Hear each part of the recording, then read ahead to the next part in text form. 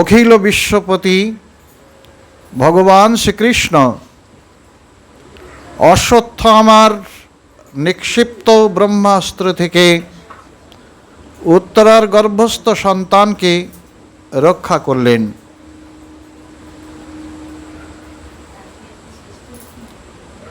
ব্রহ্মাস্ত্রের তেজ থেকে মুক্ত হয়ে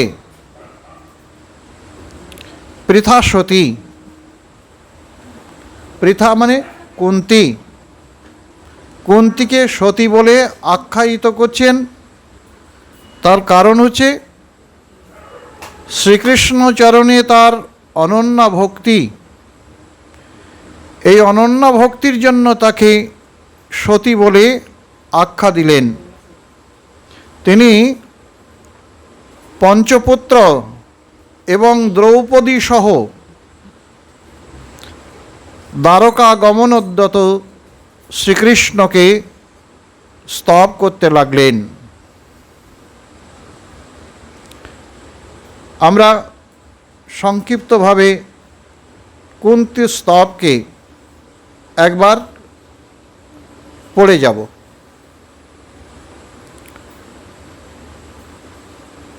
কুন্তী দেবী বলছেন যে নমস্য পুরুষং, হে পরমপুরুষ, আমি তোমাকে সশ্রদ্ধ প্রণতি জানাই। সম্পর্কে কিন্তু কৃষ্ণের পিসিমা কুন্তী দেবী, কিন্তু আজ দ্বারকা উদ্যত শ্রীকৃষ্ণকে কুন্তী দেবী প্রণাম জানাচ্ছেন। হে গুণাতীত আদিপুরুষ, তুমি জীবের অন্তর বাহিরে অবস্থিত, কিন্তু তোমাকে দেখা যায় না।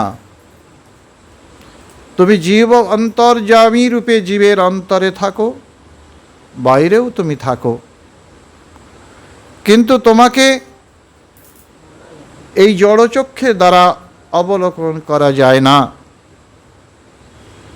তুমি জ্ঞানাতীত, মায়া পর্দা আবৃত, অব্যক্ত, অচ্যুত, নট নাট্যধর যথা, অর্থাৎ নট নাট্যধর যথা। তুমি কেমন না সুসজ্জিত অভিনেতাকে যেমন চেনা যায় না, প্রকৃত কে অভিনয় করছে সেটা চেনা যায় না, তেমনি তোমার এই দিব্য নরলীলা আমাদের কাছে অত্যন্ত সাধারণ বলে মনে হয়। যেমন সাধারণ মানুষের মতো তুমি লীলা করছো, তোমাকেও ঠিক জানা যায় না। অমলাত্মানাম অমলাত্মাগণ, অর্থাৎ যারা জড় চেতনের পার্থক্য নির্ণয় করতে পারে। অমলাত্মা, অমল আত্মা, নির্মল আত্মা কারা বলছেন? যারা জড় এবং চেতনের মধ্যে পার্থক্য নিরূপণে সমর্থ।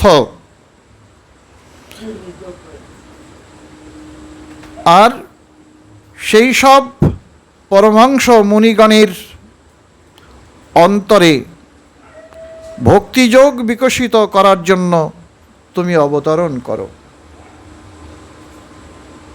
কাদের বলছেন? যারা অমলাত্মা নাম, অর্থাৎ অমলাত্মা, যেসব মুনিগণ যাদের মরণশীলতা আছে, পরমহংস মুনিগণ,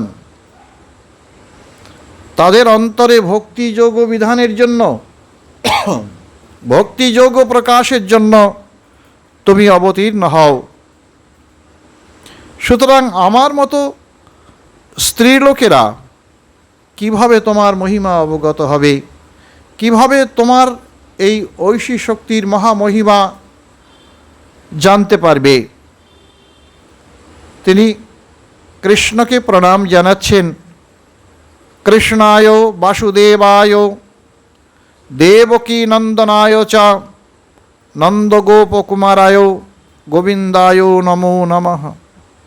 প্রণাম জানাচ্ছেন শ্রীকৃষ্ণকে, প্রণাম জানাচ্ছেন কুন্তী দেবী। তিনি বলছেন তুমি বসুদেবায়, অর্থাৎ তুমি বসুদেবের পুত্ররূপে এবং দেবকীর পুত্ররূপে তুমি আবির্ভূত হয়েছ। বসুদেব এবং দেবকীর পুত্ররূপে তুমি জন্মলীলা স্বীকার করেছ। অজোপি সন্নব্যয়াত্মা, তুমি অজ হয়েও অব্যয়াত্মা হয়েও তুমি জন্মগ্রহণ করো, জন্মলীলা প্রকাশ করো। আবার কি তিনি গোপরাজ নন্দ অর্থাৎ নন্দ মহারাজের তনয় রূপে নন্দ গোপকুমারায়, তুমি নন্দ মহারাজের তনয় রূপে তুমি আবির্ভূত হও। গোবিন্দায় নমো নমঃ। গোবিন্দ অর্থাৎ যিনি সর্বেন্দ্রিয়ের, গো শব্দে গাভী, গো শব্দে পৃথিবী, গো শব্দে ইন্দ্রিয়, অর্থাৎ সব কিছুর তুমি আনন্দ বিধান করো, সর্বেন্দ্রিয়ের আনন্দ বিধানকারী রূপে তোমার আবির্ভাব। এখানে তার জন্মের কথা স্মরণ করিয়ে দিচ্ছেন। তিনি প্রণাম করবার সময় তিনি যে নরলীলা করেছেন এবং নররূপে তিনি আবির্ভূত হয়েছেন, ভগবানের নররূপের লীলা, তার ভগবৎ স্বরূপে দুটি লীলা, এক শ্রীকৃষ্ণ রূপে আর শ্রীরামচন্দ্র রূপে। শ্রীকৃষ্ণ মাধুর্য পুরুষোত্তম ভগবান আর রামচন্দ্র মর্যাদা পুরুষোত্তম ভগবান। তাই এখানে যে মাধুর্য রসরাজ ভগবান শ্রীহরির অনন্ত মাধুর্য যেখানে বিকশিত হয়, সে হচ্ছে নন্দগোপকুমারায়। বসুদেব দেবকী এর হচ্ছে ঐশ্বর্য মার্গীয়, কিন্তু যেখানে মাধুর্য লীলার অনন্ত মাধুরিমা প্রকাশিত হয়েছে সেটা কোথায়? বৃন্দাবনেতে। নন্দগোপকুমারায়, তিনি নন্দ মহারাজ এবং যশোদার পুত্ররূপে তিনি আবির্ভূত হয়ে তিনি মাধুর্য রসরাজ ভগবান রূপে নিজেকে ব্যক্ত করেছেন। নমো পঙ্কজ নাভায়, নমো পঙ্কজ মালিনে, নমো পঙ্কজ নেত্রায়, নমস্তে পঙ্কজাঙ্ঘ্রয়ে। নমো পঙ্কজ নাভায়, কমল সদৃশ নাভি, ভগবানের নাভ্যস্থল, নাভিটা কেমন না কমল সদৃশ। নম পঙ্কজ মালিনে, তিনি কমলমালা সুশোভিত, তার গলদেশে পদ্মফুলের মালায় শোভা পাচ্ছে। নম পঙ্কজ নেত্রায়, তার পদ্মফুলের মতো শোভিত স্নিগ্ধ দৃষ্টিপাত। দৃষ্টিপাতটা কেমন? পদ্মফুলের বিকশিত পদ্মের যেমন অনন্ত শোভা বিস্তার করে, তেমনি ভগবানের নয়ন পদ্ম অতিশয় শোভা বিমণ্ডিত। আর নম পঙ্কজ অঙ্ঘ্রয়, নমস্তে পঙ্কজাঙ্ঘ্রয়ে, পঙ্কজাঙ্ঘ্রয়ে, তার পদ্মচিহ্ন অঙ্কিত পদতল, অর্থাৎ চরণপদ্মধারী, যাকে বলা হয় চরণপদ্মধারী, পদ্মচিহ্ন অঙ্কিত পদতল। ভগবানের পদতলেতে অনেক চিহ্ন আছে, তার মধ্যে কমল একটি, সেই জন্য বলছেন পঙ্কজাঙ্ঘ্রয়ে। কংস তোমার মাতা পিতাকে কারাগারে আবদ্ধ করে শোকাহত করেছিল। হে গোবিন্দ, কংস তোমার মাতা পিতাকে কারাগারে আবদ্ধ করেছিল, আবদ্ধ করে তাদেরকে শোকাহত করেছিল, তাদের জীবন শোকসন্তপ্ত হয়েছিল, তুমি তাদের কারামুক্ত করেছিলে। তাই মুহুর বিপদ গণাত, অর্থাৎ আমরা এবং আমার পুত্র, আমি এবং আমার পুত্ররা কি হয়েছে না, বারবার তারা বিপদে পড়েছে, আর যতবার বিপদে পড়েছে ততবার তুমি তাদের রক্ষা করেছ। বিষ ও মহা অগ্নি, রাক্ষস, পাপময় সভা, বনবাসের দুঃখ কষ্ট, মহারথীর প্রাণঘাতী অস্ত্র থেকে আমাদের পরিত্রাণ করেছ। কোথায় না, বিষ থেকে।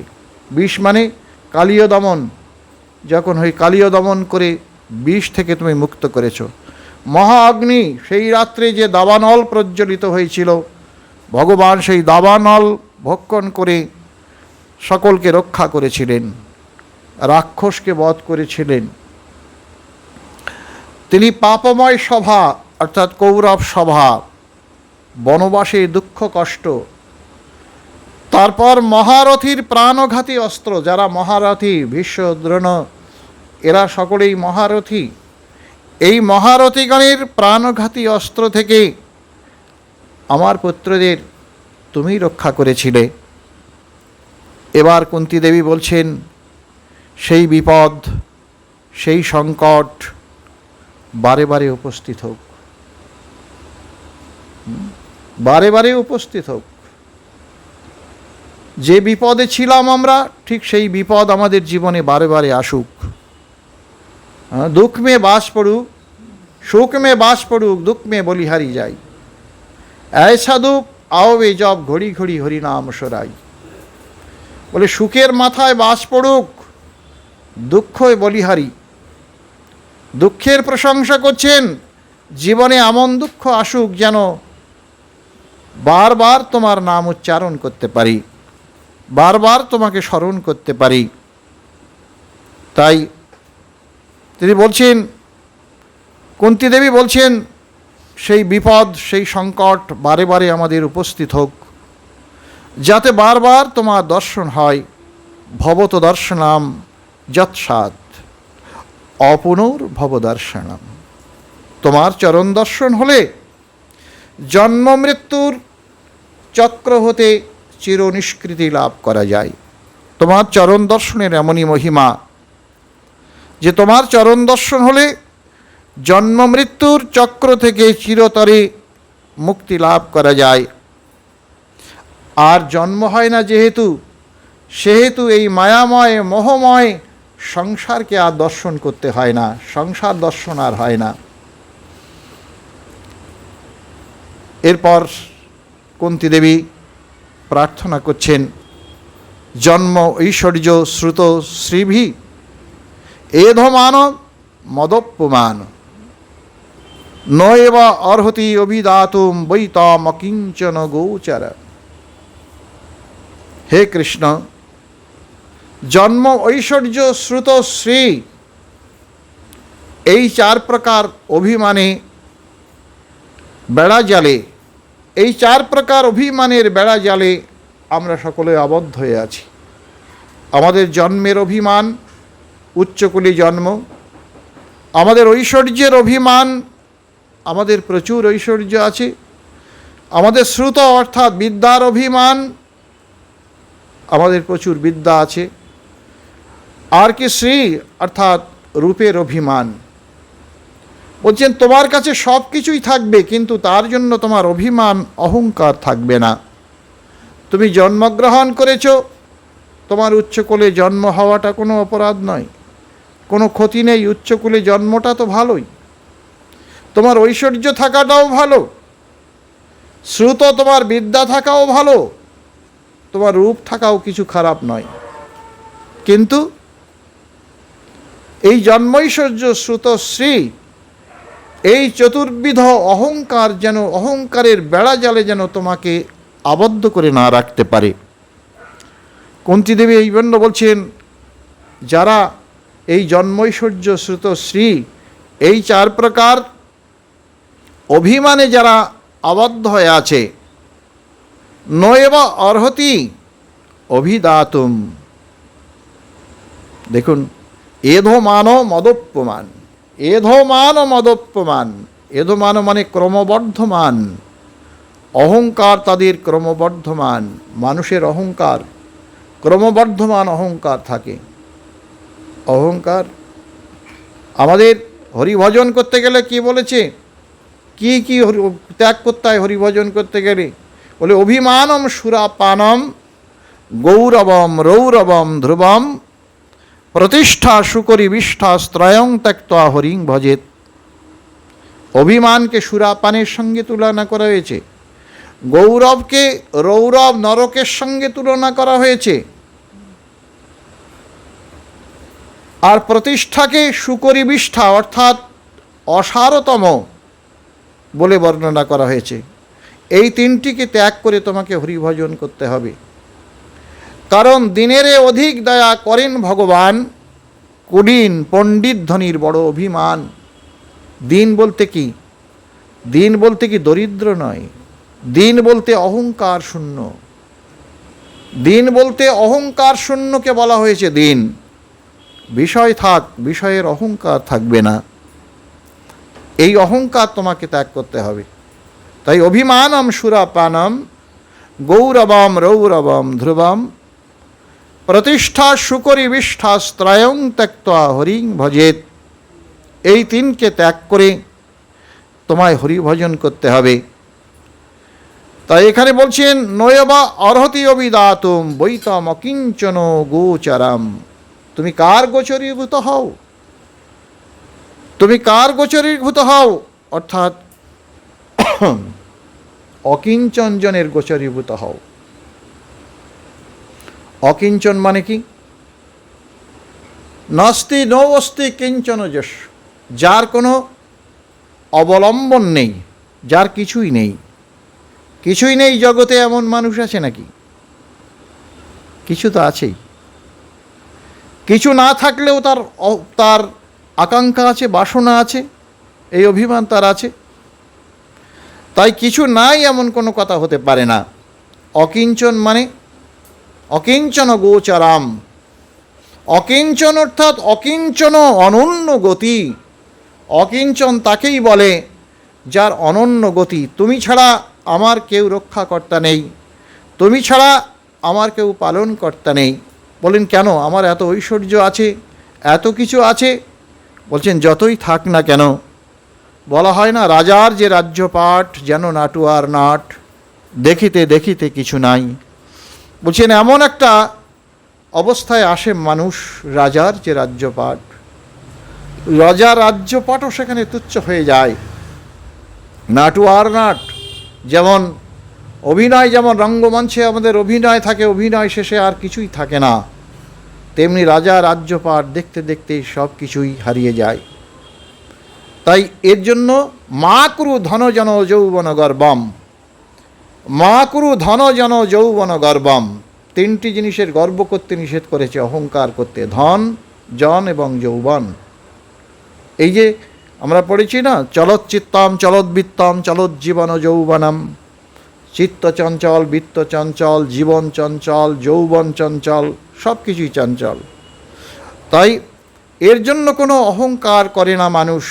কুন্তী দেবী কত গভীরে, কত জ্ঞানের কথা বলছেন।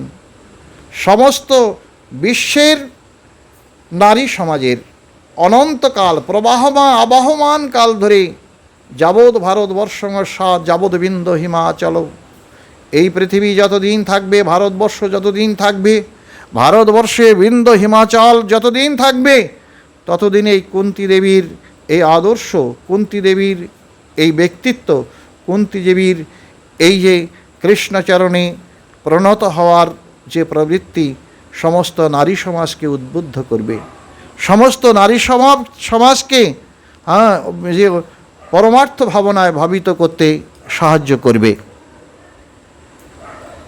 তাই কুন্তী দেবী বলছেন নমো অকিঞ্চন বৃত্তায় নিবৃত্ত গুণবৃত্তায়ে আত্মা রামায় শান্তায় কৈবল্যপতায়ে নমঃ। এই নমো অকিঞ্চন বৃত্তায়, যার কিছু নেই তারও একটা সম্পদ চাই, খুব ভালো সম্পদ চাই। বলে যার আছে সে গোনো, আর যার নাই সে মাপো। না, মাপো, মাপো আর জপো। যার আছে সে মাপো, আর যার নেই সে জপো। তাই এই যে মায়ের কথাটা, সেই কথাটাই হচ্ছে এখানে যে নম অকিঞ্চন বিত্তায়।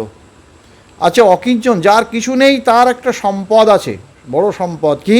সে যদি ভগবানকে আশ্রয় করে, যার জগতে কোনো অবলম্বন নেই, সে যদি ভগবানকে আশ্রয় করে, ভগবান হচ্ছেন অকিঞ্চনজনের বৃত্ত। যার কেহ নাহি তুমি আছো তার। এই জন্য নকিঞ্চনজনের বৃত্ত সম্পদ। নমো অকিঞ্চন বিত্তায় নিবৃত্ত গুণবিত্তায় আত্মারামায় শান্তায় কৈবল্য পাতায়। তুমি অকিঞ্চনজনের সম্পদ, গুণের ক্রিয়া প্রতিক্রিয়ার অতীত। তুমি গুণের অতীত, গুণের ক্রিয়া, গুণের প্রতিক্রিয়া, সব কিছুর অতীতে তুমি। আত্মারাম আত্মনি রমতে আত্মারামায়। ভগবান বলছেন আমরা কেউ আত্মারাম নই, আমরা নিজেতে সন্তুষ্ট হতে পারি না, কিন্তু তুমি আত্মারাম। আত্মারামায় আত্মনি রমতে, অর্থাৎ তুমি আত্মাতেই রমণ করো। তোমার আনন্দ পাওয়ার জন্য দ্বিতীয় বস্তুকে অবলম্বন করতে হয় না, তুমি নিজের মধ্যেই রমণ করো। অথচ এই নরলীলায় এসে তুমি যে তোমার এই জগৎকে আনন্দ প্রদান করবার জন্য এবং নিজের যে লাদিনী শক্তি, আনন্দদায়িনী শক্তি, যার প্রভাবে তুমি জগতে নিজে আনন্দ অনুভব করো এবং জগৎকে আনন্দ প্রদান করো, সেই শক্তি প্রভাবে তুমি কি না লীলা করেছ। জাগতিক অর্থাৎ নরবৎ লোকবৎ লীলা কৈবল্যম। তুমি লোকবৎ মানুষের মতো তুমি লীলা করেছ। মানুষ যেমন লীলা করে, মানুষ যেমন সুখ দুঃখের অধিকারী হয়, মানুষ যেমন স্নেহ ভালোবাসা মায়া মমতার মধ্যে থাকে, তুমিও তেমনি, তোমাকেও তেমনি দেখতে পাই। কিন্তু তুমি তা নও, তুমি আত্মারামায়, তুমি আত্মারামায়, তুমি আত্মারাম। আর কি বলছেন? শান্তায়, শান্ত। শান্ত মানে আত্মতৃপ্ত। সমস্ত জড় বিষয়ের ঝঞ্ঝাবাত থেকে, সমস্ত জড় ঝঞ্ঝাবাত থেকে, ঝঞ্ঝাবাতের কবলে পড়ে যেমন আন্দোলিত হয়, সেই কোনো কিছু তোমাকে আন্দোলিত করতে পারে না। জড় বিষয়ের কোনো প্রভাব তোমাকে আন্দোলিত করতে পারে না। তুমি শান্ত, স্নিগ্ধ, তুমি চিরশান্ত, তুমি চির স্নিগ্ধ। আর কি বলছেন? কৈবল্য পতায়ে, তুমি কৈবল্যপতি। ভগবানকে বলছেন কৈবল্যপতি। কৃষ্ণ কুন্তী দেবী কি বলছেন? যারা তোমার কাছে মুক্তি প্রার্থনা করে। কৈবল্য মানে কি? মুক্তি। কৈবল্য, কৈবল্য যারা প্রার্থনা করে, মুক্তি যারা প্রার্থনা করে, কৈবল্যপতয়ে, অর্থাৎ তুমি কৈবল্যপতি, তুমি তাদেরকে মুক্তি দান করতে পারো। যারা তোমার কাছে মুক্তি চায়, তুমি তাদেরকে মুক্তি দান করতে পারো। মুক্তিদানের সমর্থ তুমি। তাই কালাম অর্থাৎ নিত্য কালস্বরূপ তুমি। অনাদি নিধানম, অনাদি এবং অন্তহীন তুমি। তুমি অনাদি, তুমি অন্তহীন। তোমার করুণা সর্বত্র সমভাবে বর্ষিত হয়, তোমার কোনো পক্ষপাতিত্ব নেই। সেই জন্য কবিরাজ গোস্বামী বলছেন কৃষ্ণ সূর্য সম। কৃষ্ণকে সূর্য সম বলেছেন। কৃষ্ণ সূর্য সম, অর্থাৎ সূর্য যেমন পক্ষপাতিত্ব দোষ থাকে না, সে বিকশিত পুষ্পের উপর যেমন আলোক বিকিরণ করে, তেমনি দুর্গন্ধযুক্ত বা মলিন বস্তুর প্রতি তার একই প্রকার আলোক বিকিরণ হয়ে থাকে। তিনি কোথাও তার পক্ষপাতিত্ব দোষ নেই। পরন্তু আমরা কি বলে থাকি? আমরা পেচক বৃত্তি, তো আমাদের পেচক বৃত্তি বোঝেন? পেঁচা কি করে না, দিনের বেলা ওরা গাছের কুটুরের মধ্যে ঢুকে বলে সূর্য তোমার তো খুব ক্ষমতা, দাও তো কি এখানে আলো। হ্যাঁ, খুব ক্ষমতা তোমার, তুমি এখানে আলো দাও না, তোমার তো অনেক ক্ষমতা, তুমি এখানে আলো দাও। আলো দিতে পারে না। অর্থাৎ কি, আমরা ওই পেচক বৃত্তি, অর্থাৎ সূর্য যেমন আলো দিচ্ছে, সেই আলো পেতে গেলে, তার কিরণ পেতে গেলে উন্মুক্ত প্রান্তরে দাঁড়াতে হবে, চার দেয়ালের মধ্যে দাঁড়ালে হবে না। তো আমরা চার দেয়ালের মধ্যে দাঁড়িয়ে আছি বলে আমরা তার আলো পাচ্ছি না। চার দেয়াল কি? জন্ম, ঐশ্বর্য, শ্রুত, শ্রী, চার দেয়াল। বলে চার দেয়ালের মধ্যে দাঁড়িয়ে আছি, তাহলে উপর দিয়ে তো আসতে পারে, চার দেয়াল তো চারিদিকে, এর বলবেন না উপর দিকে। হ্যাঁ, এই একটা ফাঁক, কথার একটা ফাঁক রয়ে গেল, তাই না? যে কেউ হয়তো বসে বসে ভাবছেন যে তাই তো, তাহলে উপর দিয়ে আসতে পারে। উপর দিয়ে আসার কোনো উপায় নেই, উপরে একদম ছাদ এঁটে রেখেছি। কি বলুন তো? যে আমি বুঝি রূপী বোঝা সবার মাথায় আছে, তাই মাথায় উপর একটা ছাদ আঁটা রয়েছে, ওখান দিয়ে আলো ঢুকবে না। এই জন্ম, ঐশ্বর্য, শ্রুতশ্রী, এই চারটি, আর আমি বুঝি রূপী বোঝা মাথার উপরে। কম বুঝি আমি? জ্ঞান দিতে এসেছ? হ্যাঁ, কেউ জ্ঞান নেবে না। একটা কম বোঝা লোক খুঁজে পাবেন না, দেখবেন সব জায়গায় যান, সে জানুক আর না জানুক, সে বোঝাবার চেষ্টা করবেই, এবং সে জিতবার চেষ্টা করবে। হ্যাঁ, যে জিতবার চেষ্টা করবে। এদের এক বাংলা ভাষা আছে এদের জন্য বলা, সেটা এখানে বলা ঠিক হবে না। বাংলা ভাষাটা, এরা গোয়ার গোবিন্দ।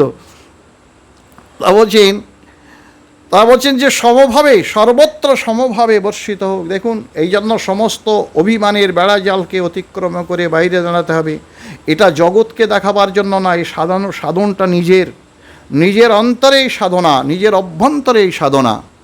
এটাকে জগৎকে দেখাবার জিনিস নয়, এটা নিজে ভগবানের করুণা করব। তুমি করুণা করো, সর্বতভাবে তার চরণ প্রান্তে নিজেকে সমর্পণ করবার যে দিব্য প্রয়াস, এইটা করলে সে অহংকারের বেড়াজাল হতে বেরিয়ে আসতে পারে। হ্যাঁ, অহংকারের বেড়াজাল হতে সে বেরিয়ে আসতে পারে। তাই ভগবানকে বলছেন ভূতানাম জনমিথ কলি, ভূতানাম জনমিথ কলি। বলছেন কলহ কেন জগতে? তুমি যদি নিরপেক্ষ হও, তুমি যদি সকলকে সমানভাবে করুণা করো, তবে কলহ কেন? জন্মিথ কলি, কেননা জন্মিথ অর্থাৎ যখন জীবগণ পৃথক ছিল, একত্রিত যখনই হচ্ছে তখনই কলহ। দেখুন, এক জায়গায় হলেই কলহ, আলাদা থাকুন কলহ নেই, এক জায়গায় থাকলেই কলহ। জন্মিথ কলি অর্থাৎ যখন পরস্পর একত্রিত হয় জীবগণ, তখনই কলহ হয়। এই কলির জীব, কলিকাল, কলি মানে কি? জন্মিথ কলি। কলি অর্থাৎ কলহ, বিবাদ, ঝগড়া, মারামারি, কাটাকাটি, এই হচ্ছে কলি, এর নাম হচ্ছে কলি। এই কলিতে কিছুই হয় না। কাল ও কলির বলিন ইন্দ্রিয় বৈরী বর্গা, শ্রীভক্তি মার্গ ইহ কণ্টক কোটিরুদ্ধ। কলিকাল ভক্তি কোটি কণ্টকে অবরুদ্ধ হয়ে আছে। ভক্তিপথ অত সহজ নয়। ভক্তিপথে যেতে যেতে কি হয় না, ভক্তিপথে বলছেন আমাদের বৈষ্ণব জগতে আছে, যদি বৈষ্ণব অপরাধ উঠে হাতি মাথা, উপারে বা ছিন্ডি যায় শুকি যায় পাতা। অর্থাৎ তোমার যে ভক্তিলতা বর্ধিত হচ্ছে, তুমি সাধন করছো, ভজন করছো, এতে তোমার ভক্তিরূপী লতা বর্ধিত হচ্ছে। এই লতা বর্ধিত হতে হতে কোথায় যায়? তবে লতা বাড়ি যায় গোলোক বৃন্দাবন, শ্রীকৃষ্ণ চরণ কল্পবৃক্ষে করে আরোহণ। কৃষ্ণ চরণ কল্পবৃক্ষ পর্যন্ত পৌঁছায় এই ভক্তিলতা। কিন্তু কি হয়? বলছেন যদি বৈষ্ণব অপরাধ উঠে হাতি মাতা, উপারে বা ছিন্ডি যায় শুকি যায় পাতা।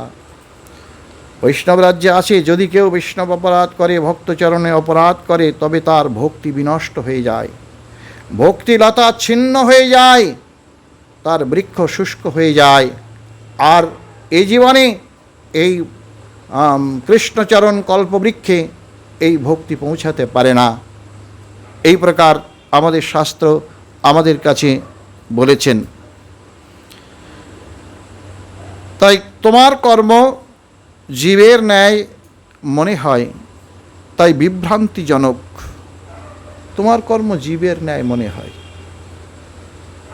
গীতাতে কি বলছেন? অবজানন্তি মাং মূঢ়াং মানসিং তনুমাশ্রিতাম।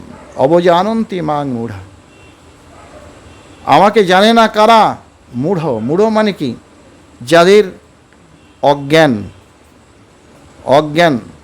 তারা আমাকে জানতে পারে না। আমি যে মানবতনু আশ্রয় করেছি, আমার এই মানবতনুর অন্তরালে যে দিব্য ভাব লুকায়িত আছে, এটা মূঢ় ব্যক্তিগণ, অজ্ঞানাবৃত, অজ্ঞানেন আবৃতম জ্ঞানম, যাদের জ্ঞান অজ্ঞানের দ্বারা আবৃত হয়ে আছে, তারা আমার দিব্য স্বরূপকে তারা জানতে পারে না। আমরা সত্যিই জানতে পারি না।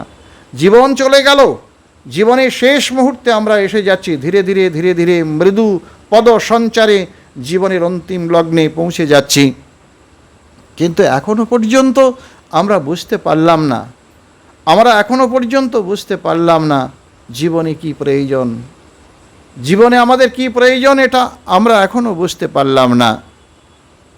আর ভগবান, তুমি এই পৃথিবীতে এসেছিলে, তুমি কত লীলা করেছো, আবার এই জগৎ পরিত্যাগ করে চলে গেছো, কেন তুমি এলে, কেন তুমি গেলে?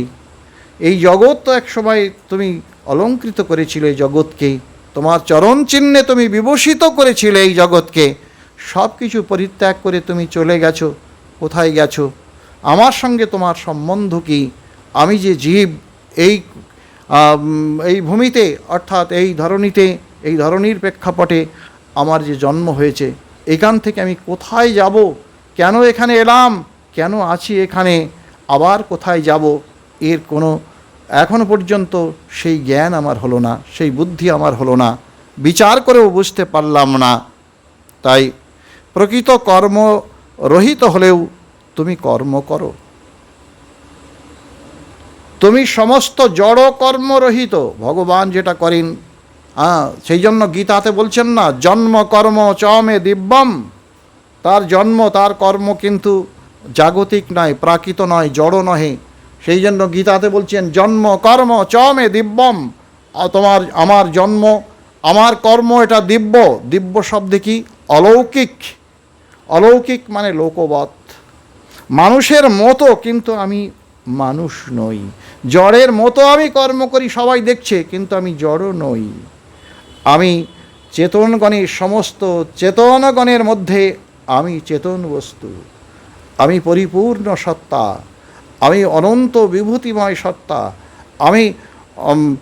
আমি লীলাবিলাসী, আমি সমস্ত আনন্দের আকর। আমা হতে জগৎ আনন্দিত হয়, আমা হতে আনন্দিত হয় ত্রিভুবন, ত্রিভুবন আমার থেকে আনন্দিত হয়। তাই আমি কর্মরহিত হলেও আমি কর্ম করি। কেন? ভগবান গীতাতে বলছেন, আমি যদি না কর্ম করি জগতে কেউ কর্ম করবে না। আর কর্ম সকলেই করে, নহি কশ্চিৎ ক্ষণমপি জাতুতিষ্ঠতি অকর্মকৃত। কেউ জানে না যে ক্ষণকালও কেউ কর্ম না করে থাকতে পারে না। তাই বলছেন, আমি জন্মরহিত হয়েও আমি জন্মগ্রহণ করি। অজোপি সন্নব্যয়াত্মা ভূতানাম ঈশ্বরোপি সন। আমি অজোপি সন, আমার অজ, আমি অজ, আমি অব্যয়, আমি নিত্য, আমি নিরঞ্জন, অথচ আমি জন্মলীলা করি, আমি জন্মলীলা করি। তাই কুন্তী দেবী বলছেন, তোমার প্রাকৃত জন্ম নেই, কর্ম নেই, তথাপি তুমি কর্ম করো। তোমার জন্ম নেই, তথাপি তুমি জন্মগ্রহণ করো। আর মানুষ, পশু, তির্যক, জলচর কুলে জন্মগ্রহণ করো। আমরা মানুষ, পশু সব কিছুর মধ্যে জন্মগ্রহণ করেছে। কোথায় পাই বলুন তো? দশাবতার স্তোত্রের মধ্যে। দশাবতার স্তোত্রের মধ্যে তিনি রামরূপে অবতীর্ণ হয়েছেন, তিনি ভৃগুরূপে অবতীর্ণ হয়েছেন, তিনি আবার নৃসিংহরূপে অবতীর্ণ হয়েছেন, তিনি শূকর রূপে অবতীর্ণ হয়েছেন, তিনি মৎস্য রূপে অবতীর্ণ হয়েছেন, তিনি বরাহরূপে অবতীর্ণ হয়েছেন। তাহলে তিনি কি বলছেন? তুমি পশু, মানুষ, তির্যক, জলচর সব কিছু রূপে তুমি জগতে অবতীর্ণ হও। ভগবানের এই মহিমা আর কদিন পরে আমাদের নিঃশ্বাসে নৈব বিশ্বাস ও কদা রুদ্ধ ভবিষ্যতি। কখন যে আমাদের নিঃশ্বাসটা শেষ নিঃশ্বাসে পরিণত হবে, পৃথিবী থেকে চলে যাব, আবার কবে মানুষ হব, আবার কবে ভগবানকে ডাকব, আবার কবে তার কথা চিন্তা করব, আবার এই স্বীকৃতি কবে হবে, এর কোনো নিশ্চয়তা নেই যে আবার এই প্রকার জীবন ফিরে পাব। তাই যতক্ষণ এই মনুষ্য জন্ম আছে, সাধু শাস্ত্র গুরু বাক্য চিত্তেতে করিয়া ঐক্য। সাধু বলেছেন, শাস্ত্র বলেছেন, গুরু বলেছেন যে এই জীবনে যারা ভগবানকে চিন্তা করে, ভগবান তাদের এই জন্ম মৃত্যু অতিক্রম করে তার এই জন্ম চক্র থেকে মুক্ত করে তার পাদপদ্মে নিত্য সেবা দান করে আনন্দময় ভূমিতে তাকে ফিরিয়ে নিয়ে যায়। এখানে কাকস্য পতিপুত্রাদ্যা মোহ ইবহি কারণাম। এখানে আমরা আছি কে কার পতি, কে কার পুত্র, একমাত্র মোহই একমাত্র কারণ। জগতে মোহ আছে বলে, মোহ নামক একটা বস্তু আছে বলে আমরা পরস্পরের সঙ্গে আবদ্ধ হয়ে আছি। যেদিন মোহ নষ্ট হয়ে যাবে সেদিন আর কারো কথা মনে থাকবে না। অর্জুনের মনে ছিল? অর্জুন যখন বলল যে নষ্ট মোহ স্মৃতি লব্ধা তৎপ্রসাদান্ময়াচ্যুত, তখন অর্জুন কি বললেন? যত্র যোগেশ্বর কৃষ্ণ তত্র পার্থ ধনুর্ধর। আমি সেখানেই থাকবো যেখানে ধনুর্ধর, পার্থ ধনুর্ধর, যেখানে যোগেশ্বর ভগবান শ্রীকৃষ্ণ থাকবে সেখানেই পার্থ থাকবে। আগে কোথায় ছিল? আগে ছিল কোথায়? এই আমার শালা, এই আমার শ্বশুর, এই আমার মাতুল, এই আমার ভ্রাতা, এই আমার স্বজন, এরা স্বজনাম হত্যাহি মহানুভাবান শ্রেয় ভক্ষং ভৈক্ষামি পিহ লোকে। আমি ভিক্ষা করে খাবো, তবুও আমি এই স্বজনকে হত্যা করতে পারবো না। আর আজ কি বলছেন? তুমি যা বলবে আমি তাই করব, তুমি যুদ্ধ করতে বললে আমি যুদ্ধ করব, এই প্রকার বলছেন। এবার তার মনুষ্য লীলাতে মোহিত হয়ে বলছেন যে মাতা যশোমতী, তার যে তিনি যে লীলা, তার সঙ্গে তোমার যে লীলা, তুমি দধিভণ্ড ভঙ্গরূপ অপরাধ যখন করেছ, অর্থাৎ দধিভাণ্ড ভঙ্গের অপরাধে মা যশোদা যখন রজ্জু দ্বারা তোমাকে বন্ধন করবার জন্য উদ্যোগ করছেন, তুমি সেই অবস্থা দেখে, মায়ের সেই উদ্যোগ দেখে, মায়ের সেই ব্যস্ততা দেখে তুমি ভয়ে একেবারেই তোমার দুনয়নে অশ্রু বিসর্জন হচ্ছে, তুমি কাঁদছো, তখন তোমার চোখে জল পড়ছে। আর চোখের জলে কি হচ্ছে না, তোমার কাজল ধুয়ে তোমার চোখ বেয়ে, বুক বেয়ে তোমার পা পর্যন্ত চলে যাচ্ছে তোমার চোখের জলে। তুমি কাঁদছো তখন। যদ বিভেতি স্বয়ং ভয়ম, যাকে দেখে ভয়ও ভীত হয়ে যায়। আজ তুমি কি না মা যশোদার বন্ধন ভয়ে ভীত হয়ে তুমি কাঁদছো দাঁড়িয়ে দাঁড়িয়ে। তুমি দাঁড়িয়ে দাঁড়িয়ে কাঁদছো। তোমার এই অবস্থা দেখে আমি তো বিমোহিত না হয়ে পারি না।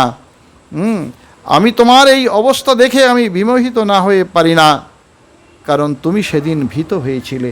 সত্যিই তোমার নরলীলার মহিমা বড় অদ্ভুত।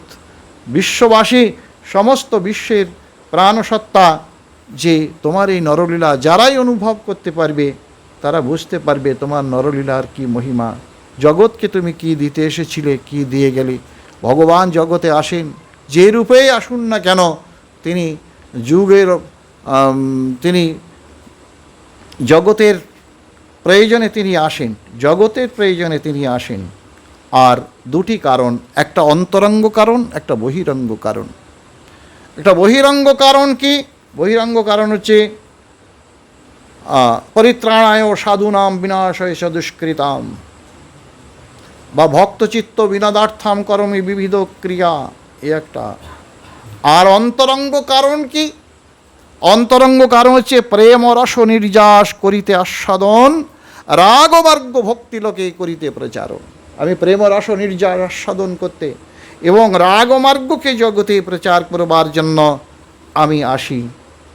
কারণ ঐশ্বর্য জ্ঞানেতে সব জগৎ পূরিত, ঐশ্বর্য শিথিল প্রেমে নহি মোর প্রীত। সব জাগতে আমাকে স্তব করে, স্তুতি করে, এতে আমি সন্তুষ্ট হই না। কিন্তু আমি কোথায় সন্তুষ্ট হই জানো? মাতা মোরে পুত্র ভাবে করেন বন্ধন, অতিহীন জ্ঞানে করেন লালন পালন। মা যখন আমাকে বন্ধন করে, অতিহীন জ্ঞানে লালন পালন করে, তার সেই বাৎসল্য প্রেমের মহিমা যখন আমি আস্বাদন করি, এই বাৎসল্য আস্বাদনের জন্য, এই প্রেম রস নির্যাস আস্বাদন করবার জন্যই তো আমি পৃথিবীতে এসেছি। এটা আমার অন্তরঙ্গ কারণ, এটা আমার অন্তরঙ্গ কারণ। আমি এই জন্যই পৃথিবীতে আসি। কেউ বলে পুণ্যবান রাজাদের মহিমান্বিত করতে এসেছো। আর কেউ বলে তোমার প্রিয় ভক্ত যদুর আনন্দ বিধানের জন্য যদু বংশে তুমি জন্মগ্রহণ করেছ। আর চন্দন যেমন মলয় পর্বতের যশবর্ধন করে, মলয় পর্বতে যশবর্ধন করে কিসে? মলয়জ চন্দন বলা হয় না, মলয়জ। অর্থাৎ ঠিক তেমনি তুমি যদু বংশের যশ এবং মান বর্ধন করার জন্য তুমি এই যদুর কুলে আবির্ভূত হয়েছ। ঠিক যেমন চন্দন যেমন মলয় পর্বতে আবির্ভূত হয়ে মলয় পর্বতে যশ বিস্তার করে, তেমনি যদু বংশে জন্মগ্রহণ করে তুমি যাদবগণের যদু বংশে তুমি মহিমা বিস্তার করেছ জগতে। তাই বলছেন, কেউ বলে বসুদেব দেবকীর প্রার্থনায় তুমি জন্মগ্রহণ করেছ। বসুদেব দেবকীর প্রার্থনা, বসুদেব দেবকী প্রার্থনা করেছিলেন পূর্বজন্মে পৃষ্ণী এবং সুতপা রূপে। সেই জন্য ভগবানের এক নাম পৃষ্ণী গর্ভ, অর্থাৎ পৃষ্ণী গর্ভে তিনি আবির্ভূত হয়েছে। এই দেবকী, এই পৃষ্ণী এবং সুতপা এরাই দেবকী এবং বসুদেব রূপে আবির্ভূত হয়েছেন। তাই কেউ বলে বসুদেব দেবকীর প্রার্থনায় তুমি জন্মগ্রহণ করেছ। তুমি প্রাকৃত জন্মরহিত হয়েও তুমি অসুর সংহার করবার জন্য তুমি দেহ ধারণ করে অসুর সংহার, অসুরগণকে অর্থাৎ দেবতাদের বিরুদ্ধে যারা সংগ্রাম করে সেই অসুরগণকে বিনাশ করবার জন্য তুমি পৃথিবীতে অবতীর্ণ হও, তুমি জন্ম নিয়েছ। আবার কেউ বলে ভূভার হরণ করার জন্য তোমার পুত্র ব্রহ্মার প্রার্থনায় তুমি জন্ম নিয়েছ। ব্রহ্মা প্রার্থনা করেছিলেন ভূভার হরণ লাগি, ভূভার হরণ করবার জন্য, পৃথিবীর ভার হরণ করবার জন্য তিনি জন্ম নিয়েছেন। তাই কেউ বলে বদ্ধজীবের মুক্তির উপায় স্বরূপ তুমি, বদ্ধজীবের মুক্তির উপায় স্বরূপ তুমি নববিধা ভক্তি যোগ জগতে প্রচার করবার জন্য এসেছ। নববিধা ভক্তি কি? নববিধা ভক্তি, হ্যাঁ, শ্রবণাম কীর্তনাম বিষ্ণু স্মরণাম পাদ সেবানাম অর্চনাম বন্দনাম দাস্যাম সক্ষমাত্ম নিবেদনাম এতে পুংসার্পিতা বিষ্ণু ভক্তিষ্যে নবলক্ষণা ক্রিয়েত ভগবতী অধ্যা তন্মন্যে অধীত উত্তমাম। এই যে শ্রবণ কীর্তন, বিষ্ণু স্মরণ, পাদ সেবন, অর্চন, বন্দন, দাস্য, সখ্য, আত্মনিবেদন, এই 9 প্রকারে ভক্তি যাজন। জড়জীব, বদ্ধজীব তারা কিভাবে ভক্তি যাজন করবে? তারা ভক্তির কি জানে? কিভাবে তারা ভক্তি যাজন করবে? তারা ভক্তি যাজন করবে সাধন নবদা ভক্তি, প্রার্থনা করিব দৈন্য সদা। এই যে সাধন নবদা ভক্তি, সাধন হচ্ছে নববিধা ভক্তি। ভগবানের কথা শ্রবণ করবে, কীর্তন করবে, স্মরণ করবে, এইভাবে নববিধা ভক্তি। কেউ কেউ বলে তুমি বহির্মুখ জীব অর্থাৎ বদ্ধ জীবকে নববিধা ভক্তি শিক্ষা দেওয়ার জন্য তাদের ভক্তি রাজ্যে উদ্বুদ্ধ করে তোমার পাদপদ্মে ফিরিয়ে নিয়ে যাওয়ার জন্য তুমি এই জগতে জন্মলীলা প্রকাশ করেছ। তোমার চরিত কথা নিরন্তর শ্রবণ কীর্তন স্মরণ করেন যারা, ভগবানের কথা যারা নিত্য শ্রবণ করেন, কীর্তন করেন এবং স্মরণ করেন। মৎ কথা বাচকং নিত্যং, মৎ কথা শ্রবণেরত, মৎ কথা প্রীতিমানসম নহং ত্যক্ষ্যামি তং নরম। আমি সেই মানুষকে পরিত্যাগ করতে পারি না। মৎ কথা বাচকং নিত্যং, যারা নিত্য আমার কথা বলে সেই মানুষকে আমি পরিত্যাগ করতে পারি না। মৎ কথা শ্রবণেরত, যারা নিত্য আমার কথা শোনে। আর আমি সেই মানুষকে পরিত্যাগ করতে পারি না মৎ কথা প্রীতিমানসম, যারা নিত্য আমার কথা প্রীতি সহকারে মানুষে চিন্তা করে। এই নহং ত্যক্ষ্যামি তং নরম, আমি এই 3 শ্রেণীর লোককে কোনো দিনই পরিত্যাগ করতে পারি না। ভগবান বলছেন আমি এই 3 শ্রেণীর লোককে কোনো দিন পরিত্যাগ করি না। কেন করব? বলছেন যারা বিষয়ে আমাকে ভুলে বিষয়ে আছে, আর যারা বিষয় ভুলে আমার কাছে এসেছে, আমি কি তাদের কখনো অবহেলা করতে পারি, পরিত্যাগ করতে পারি? হ্যাঁ, সেই জন্য ভগবানকে বল তুমি আপন হইতে হও আপনার, তুমি আপন হইতে হও আপনার। ভগবানই আপনজন, এটা জীবকে বোঝাবার জন্য। আর বলছেন যারা শ্রীপাদ পদ্ম দর্শন করতে পারে, বলছেন এই ভগবানের শ্রীপাদ পদ্ম, এই ভগবানের নাম শ্রবণ কীর্তন স্মরণ হলে কি হয় না, ভগবানের শ্রীপাদ পদ্ম জীবের দর্শন হয়। আর কি বলছেন, ক্ষিয়ন্তে চাস্য কর্মাণি এবং দৃষ্ট পরাবরে, বলছেন ভগবৎ ঈশ্বর দর্শন হলে জীবের কি হয় না, এই যে জন্ম মৃত্যুর যে প্রবাহ আমাদের এই আমরা আছি কোথায়, আমরা জন্ম মৃত্যু প্রবাহে আছি। আমরা এই জন্ম হচ্ছে, এই মৃত্যু হচ্ছে, এই জন্ম মৃত্যু হচ্ছে, এই জন্ম মৃত্যু প্রবাহে আমরা আছি। জন্ম মৃত্যু প্রবাহ থেকে সে চিরমুক্তি লাভ করে, জন্ম মৃত্যু প্রবাহ থেকে সে চিরমুক্তি লাভ করে।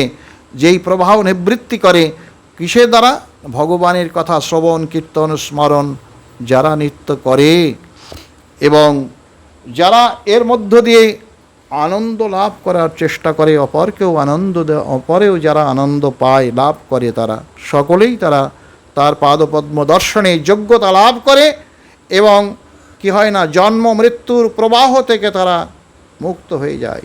সুতরাং জীবনের অন্তিম কাল মানুষের জীবনে কার জীবনে কখন আসবে কেউ বলতে পারে না। তাই মানুষ যেন সদা সর্বদা তাকে স্মরণ করে, স্মরণ করে। সাধন স্মরণ লীলা ইহাতে না করহেলা, কায় মনে করিয়া সুসার। সাধন হচ্ছে কি, ভগবানকে স্মরণ করা, প্রতিনিয়ত তাকে মনে রাখা, স্মরণ করা। ভালোবাসার লোককে সবসময় মানুষ মনে রাখে। তুমি ভগবান তো আরও আপন, তুমি আপন হইতে হও আপনার, তাকে কেন মনে রাখবে না? জীব, তুমি সমস্ত কর্তব্য কর্ম করেছ, আমরা তোমার উপর নির্ভরশীল, তুমি ছাড়া রক্ষা করার কেউ নেই আমাদের। কুন্তী দেবী কি বলছেন দেখুন, সমস্ত রাজারা আমাদের প্রতি বিদ্বেষ পরায়ণ, এই অবস্থায় তুমি কি আমাদের ছেড়ে চলে যাচ্ছ হে গোবিন্দ? আমাদের এই অসহায় অবস্থায় ফেলে তুমি কি সত্যি আমাদের ছেড়ে চলে যাচ্ছ? অর্থাৎ তার বিচ্ছেদ, তার বিরহটা কুন্তী দেবী সইতে পারছেন না। কুন্তী দেবী তো জানেন কৃষ্ণকে, কৃষ্ণহারা হলে কি হয়। বলছেন কেমন হচ্ছে জানুন, বলে দেহ থেকে প্রাণ চলে গেলে দেহের যেমন নাম এবং যশ সেই দেহের আর থাকে না। দেহ থেকে প্রাণ চলে গেলে কি হয়, সেই দেহের যশ আর মান থাকে নাকি, কিছু থাকে তার? ঠিক তেমনি থাকে না। বলছেন তুমি আমাদের প্রাণস্বরূপ, তুমি যেদিন এই হস্তিনাপুর পরিত্যাগ করে দ্বারকায় চলে যাবে, সেদিন পঞ্চপাণ্ডবের এবং যদুদের বংশে যত কীর্তি যত যশ তোমার সঙ্গে দ্বারকায় চলে যাবে, আর কিছুই থাকবে না। তুমি আছো বলে সব কিছুই আছে, তুমি না থাকলে কিছুই থাকবে না। তাই তোমার চরণ চিহ্নে আমাদের এই রাজ্য বিভূষিত, হস্তিনাপুর তোমার চরণ চিহ্নে বিভূষিত। তুমি চলে গেলে ধরণীর সেই শোভা যে চিরতরে বিনষ্ট হয়ে যাবে হে গোবিন্দ। তোমার শুভ দৃষ্টির প্রভাবে আজ এই ধরণী সুজলা সুফলা শস্য শ্যামলা, নদী প্রবাহিত হচ্ছে তুমি আছো বলে। গিরিসমূহ ধাতুতে পূর্ণ হয়ে উঠেছে তোমার প্রভাবে, তোমার প্রভাবে সমুদ্র রত্ন সম্পদে পরিপূর্ণ হয়ে উঠেছে। হে বিশ্বাত্মন, হে বিশ্বমূর্তি, হে জগদীশ্বর, তোমার কাছে আমার বিনীত নিবেদন। স্নেহ পাশাম ইবম সিন্ধি দৃঢ়াম পাণ্ডুষু বিষ্ণুষু। আর কিছু চাইবার নেই তোমার কাছে। আর আমি কি চাইব? তুমি যে না চাইতে সব কিছু দিয়েছ, যে না চাইতে সব কিছু দিয়েছে, তার কাছে আর কি চাইব? তাই তোমার কাছে তবুও চাইতে হয়। তাই আমি চাইছি, আমি মনপ্রাণে তোমার কাছে আমার এই অন্তিম প্রার্থনা, শেষ প্রার্থনা নিবেদন করছি। কি আমার প্রার্থনা?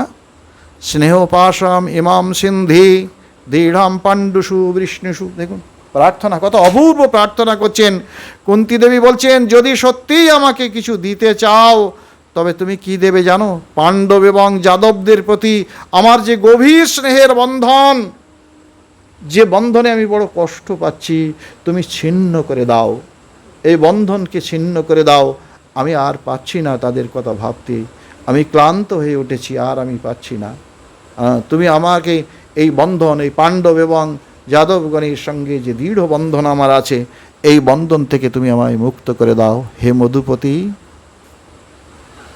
হে মধুপতি, গঙ্গা যেমন অপ্রতিহতভাবে সমুদ্র অভিমুখে প্রবাহিত হয়, তেমনি রতিম উদ্বাহ তৎ অদ্ধা গঙ্গা ইব ওঘাম উদন্নতি।